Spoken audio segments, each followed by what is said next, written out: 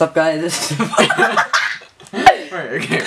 Sup guys, this is Mr. Wells, and today it is Maxime. Fuck. Sup guys, this is Mr. Wells, and today it is Maxime coming with my F.A.T Traptrix deck profile. So this is the version of the deck which is like my favourite because it's the best in the current meta and it will be the best for a long time to come. Disclaimer, this is going to be a really long video because it is my favourite deck and it is a deck that I've played for a really long time, so if you're just here for the deck list and the general TLDR, that's going to be in the description down below. But, let's get into it. So, first of all, I run the 1 Thunder King. Thunder King has always been a great card in every format of Yu-Gi-Oh! I think it's going to be great in the upcoming meta, it was great in the past metas, and it's just an amazing card. And I'm happy it's brought to 2. This card, you could play it too. Sometimes the deck does lack some normal summons, and you are just sitting there on Revolving Bears or Myrmeleo with a Dioneia in hand. So you could bump Thunder King up to do for an extra normal summon, but deck space is really tight, so yeah. 1 Thunder King is a great card. And then into just the Beast Warriors in general. So you have your 2 Wolfbark, your 3 Bear, and the 1 Gorilla. So let's just shift those guys off. 2 Wolfbark. I run 2 Wolfbark because it only has 4 or 5 targets if you count the second Wolfbark. And you already open this card a disgusting amount. Like, you do never want to open this card. Even if you have a Bear and a Wolfbark in hand, you don't, because Bear can always get a Tenki if such a Wolfbark. And normally you want a second Bear because you want to get your Bears rolling. But 2 Wolfbark is just a perfect number for me. I'm never in a situation where I'm like, oh, I wish I had another Wolfbark, and 1, you don't see it enough. Even though it's searchable, if you get it negated, you want to have access to the second Wolfbark. So I think 2 Wolfbark is the perfect number for me right now. And it's my favourite card, so. Then for the 3 Bear. Honestly, the only monsters that you want to see in your opening hand are 3 Bear, 3 Traptrix Myrmeleo, and a Thunder King, and of course Phalos, but you know. You never want to see Gorilla or Wolfbark or Dioneia in your opening hands because they're just utilities and reborns for the grind game. So anyway, 3 Bear. Bear's an amazing card, it always has been. If you deal damage to your opponent, set a 5 information and you send a 5 information to the graveyard to pop a card on the field, so just Bear's great. The main objective of this deck is twofold. To sit on a Myrmeleo with a bunch of reborn stuff to get her back, and a Dioneia of course, and just keep pushing for game with XYZs. Or to get your Bears rolling and Bear into Bear into Bear and then get Wolfbark back up. So yeah, 3 Bear is something you need. And a card which I've always been an advocate of, but I'm moving away from, is the 1 Gorilla. Because there's just not enough, you're never really staring down a field of 2 boss monsters, 3 boss monsters, and a weak monster. You're only staring down a field of like a couple of boss monsters. Even if we look at the meta coming up, you have mainly stuff filled with Blue Eyes and ABCs. ABCs is just Infinity and the ridiculous fusion. This card can't beat over any small monsters I have. And Blue Eyes, they're all 3k beat sticks. You can't really do much with the Gorilla. And its only utility right now is to take out back row. And the only back row being run is strikes and warnings. And you can just strike Gorilla. So it's a utility card. I might even side deck this just into matchups where it's actually useful. But right now, nah. It is another Wolfbark target is the only thing I can say good about it. And then onto the Myrmeleo. Well, I meant to say Traptrix, but it really is just Myrmeleo. 3 of a stupid +1. Yep, Myrmeleo just, if it's normal summon, searches you a whole card from the deck. Note, you can't search Chaos Trap Hole. I wish you could, but it doesn't have hole in the name in the Japanese, in the OCG or something, so it doesn't count. Which is unfortunate, but if it's special summoned, it pops a card on the field, which is another reason why you do run the Call of Haunted, because it is removal like that. And of course, her sister and Dioneia, but you know. Myrmeleo is just a great card. Like, you need to run 3 of it because you want to see as much as you can in your opening hands. And all this deck really needs is like a card that searches out Myrmeleo for it to actually get way better. And then the last real monster, Phalos aren't real monsters, is the 1 Dioneia. Now, a lot of people like running 2 Dioneia, and that's fair enough. I think the only time I ever want to see Dioneia is, I don't even want to see it, well, it's kind of good if you have Myrmeleo and Dioneia, but you want to draw into it in the 3rd or 4th turn for the grind game, because you normally at that point already have an Instant Fusion or a Call of the Haunted, or stuff to protect your Myrmeleo. So Dioneia is just like, at 1, I already see it enough as at 1, at 2 I would see it way too much. Also, cool thing, if this card is reborn, special summoned with your Call of the Haunted, then you get to set a Traptrix card from your graveyard onto the field until the end of your opponent's next turn. So having this engrave, and then having a Call of the Haunted down, flip that, and then you protect yourself for the entirety of their next turn. Well, if you play your whole card, right? So yeah, 1 Dioneia. And then 2 of a stupid hand trap. Veiler's just an absolutely amazing card. I cut Phoenix Chains for 2 Veiler because Veiler's just way better. Not because you can make synchros with it, because I think there's just not enough extra deck space for that, but because of the fact that number 1, you have problems with back row space. That's actually a really big problem. Phoenix Chains stay phase off, that's annoying.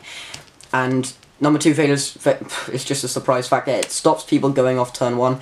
This is going to be really helpful in ABC format, because if they go first and get Infinity in the stupid fusion card, Dragon Bust or whatever it's called, you can't do anything. So you need to have the Veiler in your hand whilst they're popping off, because breakthroughs and Phoenix Chains are not going to be useful if they can just negate everything you do. Then on to the spells. 3 Tenki. Amazing card. You need to run 3. Not only because it helps you get your 5-fist engine rolling, your bears rolling, but it searches out a bunch of stuff, deck thins, you know, these cards are great. You need to run 3 of them. And then the 2 beautiful French Duality. Don't run 3 because the deck special summons a lot. Don't run 1 because you don't see it enough, but you need the consistency. Seeing this in your opening hand is always beautiful. Can't tell you how many times I've Dualitied into a Myrmeleo and been really happy, but yeah. Duality is a great card. It's always been a great card in 5-fist, and that's why I run it too. And then the 2 single best card in this deck, besides making Myrmeleo, is 2 Instant Fusion. I know Norden's at 1, but Instant Fusion's way too good. You see it a lot, and you see it just enough. 3, you'll have Instant Fusion dead too many times, and this is not a super hyper-aggressive deck, it's a control deck. So you don't want 3 Instant Fusion, because normally the logic for 3 Instant Fusion is, if I see this card, it doesn't matter if I see another one, because I've normally won. This deck has a ridiculous ability to just come back from situations you never thought it would come back from, and Instant Fusion helps with that. But see, 3 would really stop, just not help with anything. And then for the 1-ofs, I run 1 Upstart Goblin because I'm running a 39 card deck, 1 Twin Twister, and 1 Lance. Now these cards are like the free movement in this deck. These are the ones which aren't really that concrete.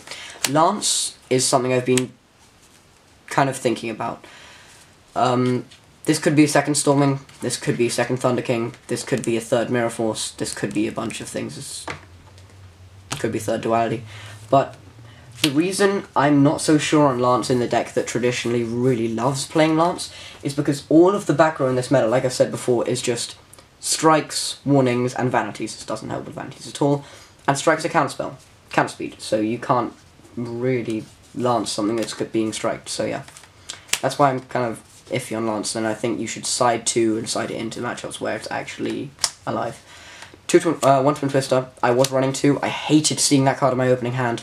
I actually hated having Twin Twister in my opening hand. It's so annoying.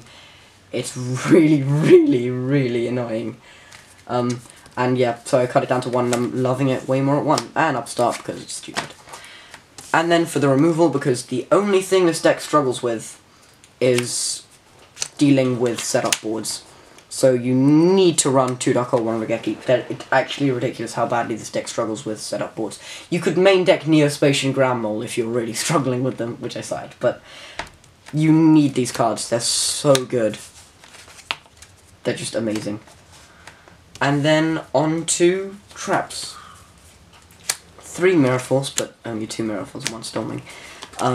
I was running 2 Storming and 1 Mirror Force, but with the change in meta, and particularly ABCs, I want 2 Mirror Force, and I just don't like having 2 Storming and 1 Mirror Force when I play against a normal deck, when I say normal, like a rogue deck, and then just summoning it all back, so yeah. 1 Storming, and this ratio has been working really well for me, so I like that. And then we have 3 times Face. This is one of the best cards in the deck. I was running it at 2. I was like, I need to see this card more. This card's actually amazing. It's perfect against so many different decks. Bouncing back to deck is actually ridiculous. And the fact it works for pendulum summons, I'm pretty sure. And it bounces them all back to deck. It bounces them all back to deck instead of sending them back to the extra deck. Wait, yeah. It bounces them all back to deck instead of sending them back to the extra deck if you would be destroying them. Is amazing. So yeah, 3 times Space. You see it so much that it's actually just incredible. And then for the effect negation, 2 Breakthrough. I've always run Phoenix Chain in every Fire Fist variant I've played for like the longest time. But I just love Breakthrough way more right now. Breakthrough is so much nicer. Phoenix Chain just does one thing, Breakthrough does 2, to be honest. Like, I'm really not liking Phoenix Chain. And it hurts, because I like to run Secret Rares, but Breakthrough is just so much better right now. So yeah, 2 Breakthrough. And 2 Call the Haunted. This card's amazing, specifically because Traptrix cards get really nice effects when they're reborn from grave. It's also amazing because you can... This is like a second interfusion at some point. So in the Gride game, if you top deck this, you'll normally have a Norden in grave. You Call the Haunted that Norden back, and you have another rank 4 play immediately. So 2 Call the Haunted is really nice. I could bump it up to 3, but I'm afraid I would see it too much in my opening hands when I really don't have something else to Call the Haunted, and I would really rather see something like a second Thunder King. And then for staples, so I run 1 Vanities, because this card is godlike in the meta right now. It's just a great card. And a field of, for example, Vanities, and just a Myrmeleo or Vanities and a Gaga Samurai. And in games 2 and 3, where you side in the Vanities Fiend, which is really easy, no, the Majesty's Fiend, which is really easy to get on with stuff like Call the Haunted and Instant Fusion. A field of Majesty's Fiend Vanities Emptiness is unbeatable unless they draw like a Regeki or a Dark Hole, or unless they run stuff like Drowning Mirror Force. So yeah, that's just amazing. Or back row removal. And then the 1 T-Tribute, which is amazing as a card, but it's really awesome for those game 2 and 3 boards where you make a defensive board for turn 1, like for example Rafflesia T-Tribute. You can T-Tribute during the middle of their plays, and Rafflesia isn't killed because of she's immune to normal trap cards, which I didn't know, but now I do. It's just actually amazing. Warning, because it's the only thing that can stop Tin Cans and Farm Girls and any Cosmo card really from going off, because they can just chain their effects to effect negation. And Bottomless, because Myrmeleo makes it even more live, and it's my favourite staple in the game. So yeah. And then onto Extra Deck. The Extra Deck is my favourite part about this deck, because I think I've got it down to some perfection. I hope. 2 Tiger King. This is actually the only card I would change. 2 Tiger King is perfect right now, for me. But if Mermales do start getting bigger in this format, like they've done in formats before, and I feel they really are strong right now, and no one's really noticing it because of Neptibus, and they've got ridiculous OTK potential, which this deck struggles against, I would take out this Tiger King for my Roach, my Steel Storm Roach, because that card's amazing against them. So yeah, that's the 2 Tiger King. And then their friend, Cardinal. This card would seem like you barely ever get it out, but honestly you get out a lot more than you would think. It's basically, if you didn't know, you detach 2 to recycle 2 cards in your 2 5-face cards in your graveyard or face up on the field, and bounce 2 cards on your opponent's field or face or in the graveyard to their deck, which is amazing. You can recycle the cards you detach, so that's not a problem.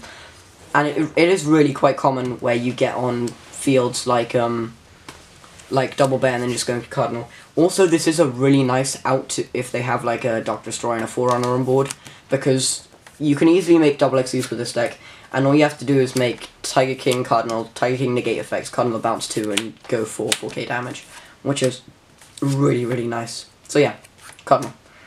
And then just on to the general XCs. 1 F-Zero, because Cosmo is still a thing, and this card is useful in a lot more matchups than you think. 1 Dark Rebellion, because this card is amazing against Monarchs, which is not going to die, fun fact. BA is not going to die either, that deck needs to go burn. But, although you won't be seeing any pure BA anymore, because Beatrice is at 1, that was their main card, it's going to be PK Fire. Oh yeah, and Sia got hit, but they can kind of recurse here with Dante, so. But yeah, Dark Rebellion is an amazing card against Monarchs purely because that deck is built to just spam out really powerful high attack monsters, but they lose to their own kind of style of deck. If you have a 4k beat stick, Monarchs can't beat it unless if you get this card on and they didn't have domain up or they didn't trap card it, it's very hard for them to get rid of this card. It's actually really difficult. Unless they make a really big Monarch and then maybe Giga Brilliant or something with their Speedroids, but really, really, really rare. And then the one Rafflesia, which is an amazing card in this deck. I love having this card on, then trying to go off Myrmeleo and they try and like T-Tribute or something, or they try and bottom. People who try and bottom this Traptrix cards are hilarious. Anyway, so yeah, one Rafflesia, this card's amazing. And then yep, so 1/101. This card's been stable since it came out in Legacy of the Valiant. Yeah, and it's an amazing card. You need to run it in this deck. One Kagasuchi. This card's amazing. Actually ridiculous. This is basically, it has an identical effect to 101 where just detaching extreme material instead of being destroyed. It doesn't have the steel one, unfortunately. But you make it with 2 Beast Warriors and it just allows you to have something which you feel protected behind and is a big beat stick. Because you have loads of things like Rebellion gets really big, Crab King itself, which I run, is really, really big. Loads of cards are really big, but this is the only one which has some really nice self-protection. So yeah, one Kagasuchi. And then one Crab King. This is great for defense. Stalling out. If you get skill drained, you just you instant fusion and normal summon a card, or you call the Haunted and normal summon a card into this, and sit there till you draw into your Twin Twister.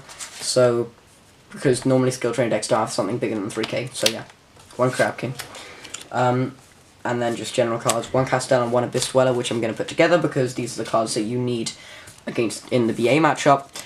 You could cut the second Tiger King for another Castel or another Abyss Dweller. No, I'd pick another Abyss Dweller, but you know.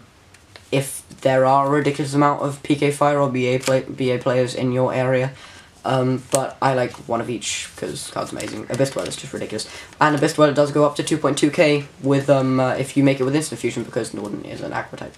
And ending with Fields of Abyss Dweller and Honor Arc. Honor Arc also goes up by 500, which is really quite fun. And so you do make a really, really, really powerful board like that. And then the Gaga brothers. Like, everyone knows what Cowboy does. Cowboy is an 800 burn. It may not seem necessary, but it really is. It comes up in the most strange situations with just steal games. So yeah, one Cowboy is just an amazing card. And it can get itself up to 3k in attack position. Not a lot of people remember that, know this, but it can get over Monarchs. So yeah, one Cowboy. But then Gaga Samurai, which is honestly my most used card in my extra deck. Yeah, I'd say so. It's actually ridiculous. No one expects this deck, as a control deck, to come out with just 3.8k damage on board with 1xc. And you can deal 6.8k in a turn, or just a bit less and have Kagasuchi on board. It's like, Samurai is a ridiculously good card. I recommend it to everyone, it's actually amazing. And then, because I'm a troll, and Norden. You need the Norden. Highland Draco's, besides it being really annoying, it does steal games, and you can sit behind this thing and just a Tenki face up, so yeah. And Norden. Also, if you don't like how control-y this version of the deck is, but you still love this deck, I recently discovered something brilliant, if you get my drift. Brilliant Fire Fist is hilarious because of the double normal summon, so yeah. So yeah, and onto side deck. Vanity's and Majesty's Fiend, the two fiends, I guess. These cards are just amazing. Vanity's Fiend, I don't really need to explain, but I love Majesty's Fiend for a couple of reasons. Siding this deck in against prominent rogue decks like... Siding this card in against prominent rogue decks like Myrmeleos and Blackwings is amazing, because Myrmeleos obviously can't get stuff like Abyss Megalo and Abyss Teus and Abyss Leadon. And Gales can't activate, and the most important thing, you feel safe attacking with this because they can't activate Klutz. So yeah, Majesty's Fiend is amazing. And then we have, if I can find it, oh yeah, Grandma. Great card. You need to have more power getting rid of boards because it's really hard, and in ABC format this is really nice. And for those Shadow variants which are still running around, this is a way to get over Shekinaga because it's not special summoned. And then to Flying Sea, because this is another card like Vela which you can have in your opening hand and stop ABCs going off and stuff like that, and BA because no one runs the Monarchs they used to run in the days of in the heyday of Flying Sea, where you Flying Seed them and they just tribute it for something like a Mobius or something. So yeah, 2 Flying Sea. And then my Pendulum Hate. I prefer this to 3 anti-spell fragrance. You could run 3 anti-spell fragrance instead, but I think this is a lot more active, and specifically because this deck struggles with getting over boards instead of controlling boards. This is the stuff that helps you get over an established pendulum board instead of stopping them setting it up in the first place.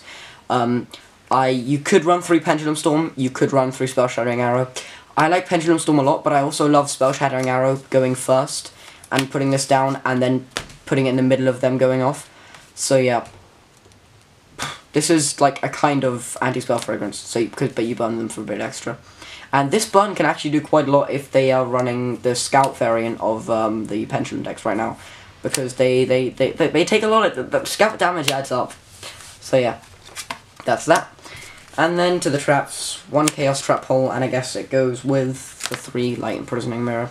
They actually look pretty similar. Self-explanatory. Blue Eyes is a good deck. And also ABCs, but in the matchups where Chaos Trap Hole's live, I just side this card out for Warning, because they both cost 2,000 life points, they both negate the summon of a monster, but Warning sends it to grave and this card banishes it. So I side this in for Warning in matchups where it's live. That's very simple, and really works. And then we have 2 Imperial Iron Wall. I was running 3, but in the end I decided I wanted the Mind Drain instead of the Imperial Iron Wall, because this card is live in a lot more matchups like Blackwings, like Burning Abyss, like Myrmeleos, and yeah, Mind Drain is just, I felt, a better card than having that bit of extra consistency in Imperial Iron Wall. So yeah, Mind Drain. So yeah, that is it for the video, guys. Thank you very much for watching. This is my favourite variant of the deck, so this is a deck profile I've been wanting to get out for a while, but I had to work on it and make sure it's the best form of the deck. So yeah, thank you very much for watching. Please like, comment, and subscribe. This has been Maxime from the Abyss Dwellers, and I'll catch you guys later.